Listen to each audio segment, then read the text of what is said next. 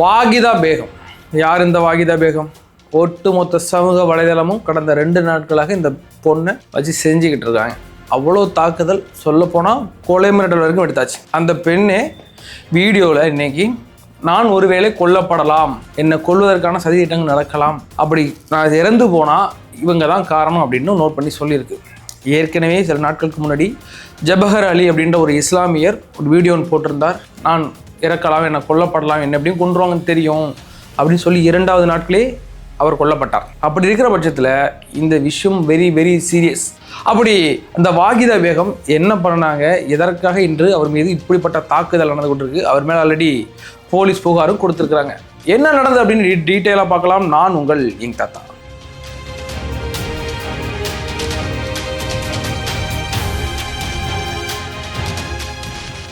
வாகிதா பேகம் கடையநல்லூர்காரி, தென்காசி மாவட்டத்தை சேர்ந்த கடையநல்லூரில் ஒரு பொண்ணு.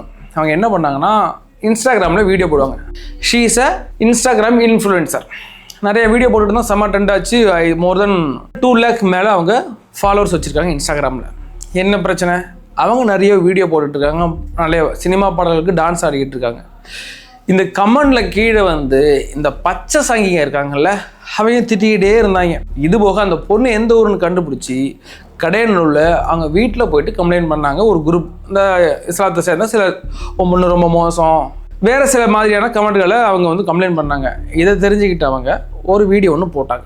நான் வந்து புர்கா ஹிஜாப்லாம் போட்டு டான்ஸ் ஆடுறேன், ஓகேவா, மற்றபடி நான் வேற எதுவும் பண்ணல. பட் நான் ஊருக்குள்ள என்ன நடக்குதான், 12th படிக்கிற பொண்ணை கல்யாணம் பண்ணி வச்சு 1 மாசத்துல வெட்டி அவன் புருஷன் அவனை கொண்டுட்டான், அவன் ஜெயில இருக்கான். இதனால கடையநல்லூர் மானம் போகுது.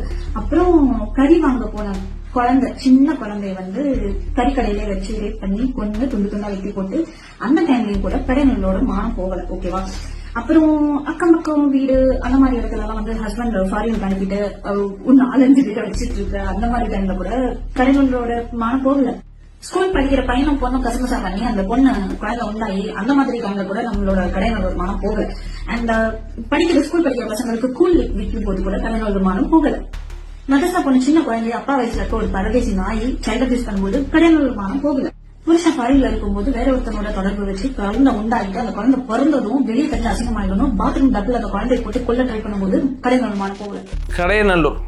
கடையநல்லூர் மானம் நான் வீடியோ போட்டு தான் போகுதா?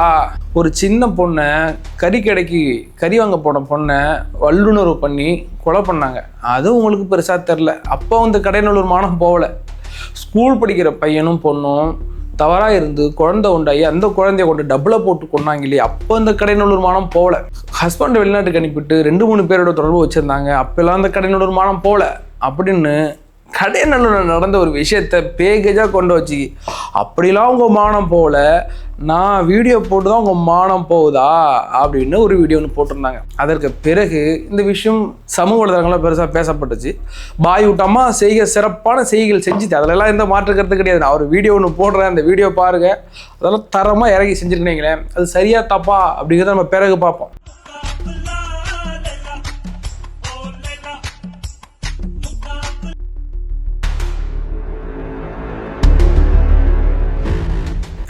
இது கிட்ட என்ன நினச்சுன்னா, கடையநல்லூரை சேர்ந்தவங்க ஒரு கம்ப்ளைண்ட் ஒன்று ஃபைல் பண்ணாங்க போலீஸ் ஸ்டேஷனுக்கு போயிட்டு. இது மத உணர்வை தூண்டுற மாதிரி இந்த பொண்ணு வீடியோ போட்டுக்கிட்டு இருக்கு, அது போக எங்கள் மதத்தையே அசிங்கப்படுத்துது இந்த பொண்ணு. அப்படி என்ன மதத்தை அசிங்கப்படுத்திட்டு அவங்க ஹிஜாப் போட்டுட்டு வீடியோ பண்ணுறாங்க, அதுதான் எங்கள் மானமே போகுது. அதாவது ஒரு இஸ்லாமிய பெண் இந்த ஹிஜாப்பு போடாமல் வீடியோ போட்டால் அவங்களுக்கு பிரச்சனை இல்லையா, ஹிஜாப்பு போட்டுக்கிட்டே நீங்கள் வீடியோ பண்ணுறீங்க. ஏன்கிட்ட இஸ்லாத்தில் இசையை கேட்பது ஹராம், ஒரு படத்தை பார்ப்பது ஹராம். இஸ்லாத்தில் என்ன பண்ணாலும் ஹராம் சொல்லுவாங்க. வெள்ளி டம்ளரில் தண்ணி குடித்தா கூட அது ஹராம் தான் அவங்க இதில். அது மாதிரி அது அவங்களுடைய மத சம்மந்தப்பட்டது, நம்ம அதில் பெருசாக கலந்துக்கிறதுல வச்சுக்கலாம். ஏன்ட்டா எல்லா மதத்திற்கும் அவங்க மதிப்பு நம்ம கொடுக்குறோம், அவங்கள மதிக்கிறோம்.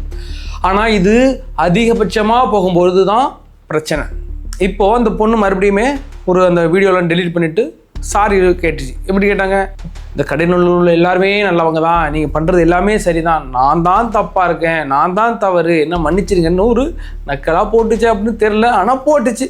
அதுக்கு பிறகு பெரிய அளவில் கொலை மிரட்டல் எடுக்கப்பட்டது. அதுக்கு பிறகு இந்த பொண்ணு இன்றைக்கி என்ன பண்ணிச்சுன்னா, நான் ஒருவேளை கொல்லப்படலாம், அப்படி கொல்லப்பட்டால் இவங்க தான் காரணம் சில பேரை மென்ஷன் பண்ணியிருக்கேன்னு வச்சுங்களேன். இது இப்போ சீரியஸாக பார்க்கப்படுது. இப்போதைக்கு பிரச்சனை ஆஃப் ஆயிடுச்சான்னு எனக்கு தெரியல. ஆனா என்ன கொண்டுருவேன், வெட்டிடுவேன், இந்த மாதிரி சொல்லிட்டே இருக்காங்க. சப்போஸ் நான் திடீர்னு செத்து போயிட்டேன், ஏதாவது நியூஸ்ல வந்தேன்னா ஃபர்ஸ்ட் மொத்தமா வந்து உங்களுக்கு பிரச்சனை என்னன்னு தெரியும், அது யாருன்னு தெரியும், எங்க இருந்து வந்ததுன்னு தெரியும். அதனால நான் செத்தனா முதல்ல அவங்கதான் காரணமா இருப்பாங்க. இந்த ஜனநாயக நாட்டில் ஒரு பெண் நான் கொல்லப்படலாம் சொல்றது அவ்வளவு சாதாரண விஷயம் இல்லை. இது அசாதாரணமான ஒரு விஷயம். அதுவும் ஒரு ரிலீஜன் சம்மந்தப்பட்டது. இந்த சங்கிங்க இருக்காங்கல்ல, காவி சங்கி, அவங்க வந்து வேற மதத்துக்காரங்க நடிப்பாங்க, இஸ்லாமியர்கள் அடிப்பாங்க, அப்படின்னா கிறிஸ்தவன் அடிப்பாங்க. ஆனால் அந்த பச்சை சங்கி தாமதத்தையே அடிப்பாங்க. தாமதத்தில் இந்த பொண்ணுங்க என்னென்னலாம் ட்ரெஸ் பண்ணணும் ஏன்டா அங்கே பொண்ணுங்களுக்கு மட்டும் பெரிய கட்டுப்பாடு, பசங்களுக்கெல்லாம் பெருசாக கட்டுப்பாடு கிடையாது. பொண்ணுங்களுக்கு பயங்கரமாக கட்டுப்பாடு. நீ மதரசா எப்படி போகணும், எப்படி வரணும், எப்படி பார்க்கணும், எப்படி தொழுகணும், ஒருத்தங்களை கிராஸ் பண்ணி போது நீ எப்படி பண்ணணும், பொண்ணுங்கப்பா. அதுபோக பெண்களுடைய உடையில் அந்த இஸ்லாமியர்கள், இந்த இஸ்லாமிய சமுதாயம் என்ன மாதிரியான ஒரு கட்டுப்பாடை விதிச்சிருக்குன்னு நம்ம ஒரு பார்க்க போகிறோம். என்கிட்ட ஒரே ஒரு உடையில் எத்தனை வகையான உடைகள் இருக்குது. இந்த இஸ்லாமிய பெண்கள் புர்கா போடுவாங்க. அதில் சில நிறைய வழிமுறைகள் இருக்குது. என்னென்னா, ஃபஸ்ட்டு ஹிஜாப். பொதுவாக வந்து தலை சுற்றி போடுவாங்கள்ல, தலையை மட்டும் சுற்றி போடுவாங்க, அதுக்கு பேர் ஹிஜாப். ரெண்டாவது அபயா, உடல் முழுவதையும் மறைக்கிற மாதிரி ஒரு நீல லாங்காக இருக்கும் அந்த கிளாத்து, அது. அடுத்தது புர்கா. அந்த புர்கா என்னென்னா உடல் மற்றும் முகத்தையும் முழுவதையும் மறைக்கிற மாதிரி இருக்கும். அடுத்தது நிஹாப். இதில் வந்து முகம் முழுவதையும் மறைக்கப்பட்டு கண்கள் மட்டும் லைட்டாக வெளில தெரியும், அவ்வளோதான். அதுக்கு பிறகு கைமர். இது தலையிலிருந்து இடுப்பு வரையிலும் நீண்ட ஒரு துணி மாதிரி இருக்கும். இது முகம் தவிர மற்ற மேல் பகுதி முடிவாக மறைக்கிறதுக்கு. அடுத்தது சாதர். இது ஈரானிய பெண்கள் அதிகம் அடியும் உணைதான். ஆனால் இது வந்து தமிழ் கலாச்சாரத்துக்கு இப்போ வந்துக்கிட்டு இருக்கு. தமிழ் பெண்கள் போகிறாங்கன்னு வைங்களேன். ஏன்ப்பா, ஒரு பெண் அவங்க அணிகிற ஆடையில் எத்தனை டிசைன், எத்தனை வெரைட்டியாக இதெல்லாம் நீங்கள் போடணும்னு ஒரு சமூகம் கட்டமைத்திருக்கு அப்படின்னா, இது இந்த இந்திய ஜனநாயக நாட்டில் பெண்களுக்கு எதிரான அடக்குமுறையா இல்லையா? இப்போ அந்த பொண்ணு ஒரு வீடியோ போட்டிருக்கு. இந்த வீடியோ வந்து வைரலாக, எல்லா வீடியோ பலகாலமாக அந்த வீடியோ போட்டுட்டு வைங்களேன், கீழே போயிட்டு இந்த பச்சை சங்கியெல்லாம் கமெண்ட் பண்ணிக்கிட்டே இருந்தாங்க. இது இன்றைக்கி எந்த அளவுக்கு ஏறி இருக்குன்னா, அந்த பெண்ணை கொலை செய்வன் மிரட்டுற அளவுக்கு இது ஏறி இருக்கு. இடையில இந்த விஜய் டிவியில் நிஷா அப்படின்னு ஒரு வீடியோ ஒன்று இது பண்ணுவாங்க, காமெடியாக ஆக்ட் பண்ணுவாங்க. அவங்களுக்கு அவ்வளோ கொலை மிரட்டல், அவ்வளோ கீழே போயிட்டு கமெண்ட். ஏன்டா நீ ஒரு இஸ்லாமிய பெண்ணாக இருந்துக்கிட்டு டிவி ஷோலெல்லாம் வர உடனே எல்லாரும் பார்க்குறாங்க, எல்லா ஆண்களும் பார்க்குறாங்க, ஏன்னா நீங்கள் மட்டும் எல்லா பொண்ணுங்களையும் பார்க்கலாம், பொண்ணுங்க எந்த ஆண்களையும் பார்க்கக்கூடாதா? இது ஒரு நேச்சுரலாக ஒரு பெண்களுக்கு இருக்கிற ஒரு உணர்வு. அந்த உணர்வையே நீங்கள் கட்டுப்படுத்தி வச்சிருக்கணும் அப்படிங்கிறது அவ்வளோ அபத்தமாக இருக்குது. இஸ்லாமத்தில் பார்த்தீங்கன்னா பெண்களுக்கு மட்டும் தான் கட்டுப்பாடுன்னு சொல்லியிருந்தால, பசங்க ஃப்ரீயாக இருக்கலாம், 2 கல்யாணம் 3 கல்யாணம் வரைக்கும் பண்ணலாம். ஏன் அந்த 2 கல்யாணம் 3 கல்யாணம் பண்ணுற அந்த கொடுமை இருக்கே, அது ஏன் வந்துச்சு, எதுக்கு வந்துச்சுன்னு தெரியாது. எங்களுடைய மத சார்ந்த அது ஒரு கட்டுப்பாடுங்க, அது எங்கள் மதத்தில் இருக்குங்க. மதத்துலலாம் அது ஒரு புண்ணாக்கும் இல்லை. அது என்னென்னா, அந்த வளைகுடா நாடுகள் இருக்குல்ல, அந்த அரபு நாடுகள் இருக்குல்ல, சவுதி அரேபியா, துபாய், அந்த காலகட்டங்களில் பெரிய போர் நடக்கும். ஒரு வீட்டு மொத்தமாக அந்த ஒரு 1000 பேர் போருக்கு போனால், அந்த போரை முடிச்சுட்டு வரும்போது 500 பேர் தான் இருப்பாங்க, பாக்கி 500 பேர் அங்கேயே செத்துருவாங்க. இப்போ அவங்க வீட்டு பெண்கள் இருக்காங்களா, அவங்க என்ன பண்ணுவாங்க, அதுக்காக மறுமணம். அந்த காலகட்டங்கள் எப்போ 1457 1400 காலகட்டங்கள்லேயே மறுமணத்தை அவங்க முதல்ல கொண்டு வந்தாங்க. நம்மளாம் இப்போ போராடிக்கிட்டு போல மறுமணத்துக்கு கடந்த ஒரு 50 வருஷமாக தான் அந்த மறுமணங்கிறது ஈஸியாக இருக்குது.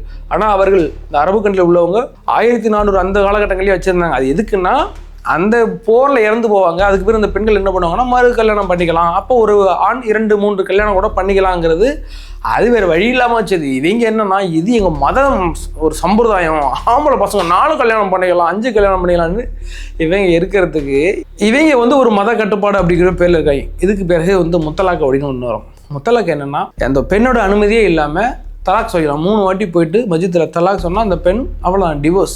இந்திய முறைப்படி, இந்திய சட்டத்தின்படி நீங்கள் அஃபிஷியலாக டிவோர்ஸ் வாங்கணும். கோர்ட் அப்ளை பண்ணி டிவோர்ஸ் வாங்கினா மட்டும்தான் அது செல்லுபடியாகும். ஆனால் இவர்கள் மத கட்டுப்பாடுபடி தலாக் சொன்னாலே முடிஞ்சிடும். இதெல்லாம் பெண்களுக்கு எதிரானது.